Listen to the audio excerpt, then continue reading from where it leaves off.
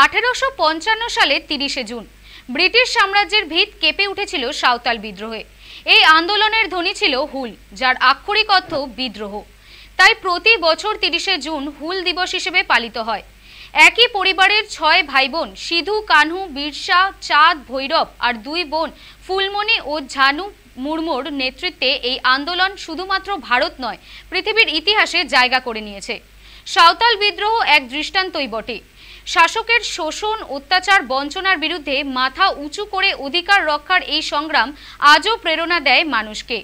1855 এই বিদ্রোহ ব্রিটিশদের অধীনে থাকা ভারতের প্রথম সশস্ত্র সংগ্রাম বলে মনে করেন ঐতিহাসিকরা।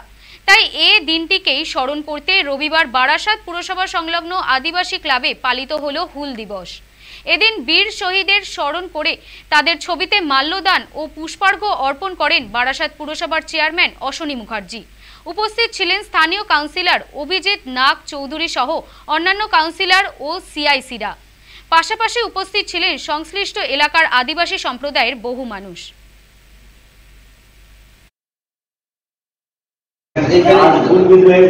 বীর নেতা শহীদ সিধু কানু বিরসা মুন্ডার প্রতীকের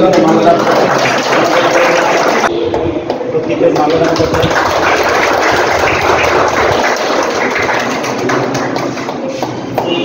সিআইসি মহাশয়, সোমেন আচার্য মহাশয় মাল্যদান করতে।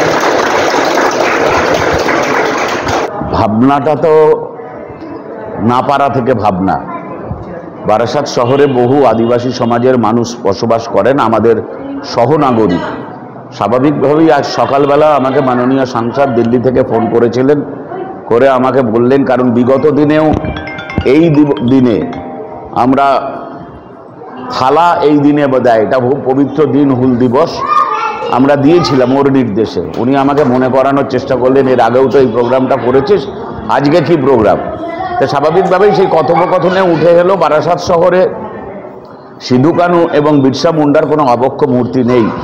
এটা সত্যিই আমাদের সকলের কাছে খুব লজ্জার।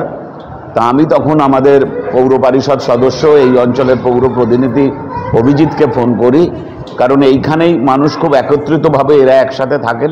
সারা বারাসাতেও বহু জায়গায় বিক্ষিপ্তভাবে ছড়িয়ে ছিটিয়ে থাকে এবং এদের সংগঠিত একটা ইউনিয়নও আছে, যেটা সম্ভবত দোলতলায়। এবং আমার যেখানে বাড়ি সেখানেও বেশ কিছু আদিবাসী সম্প্রদায়ের মানুষ বসবাস করেন।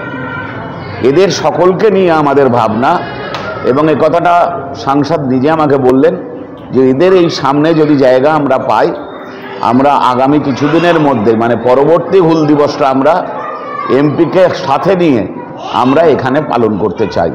এবং এরা, আমি বিশ্বাস করি, এরা বিগত দিনেও আমাদের সাথে ছিল, পাশে ছিল, আগামীতেও থাকবে।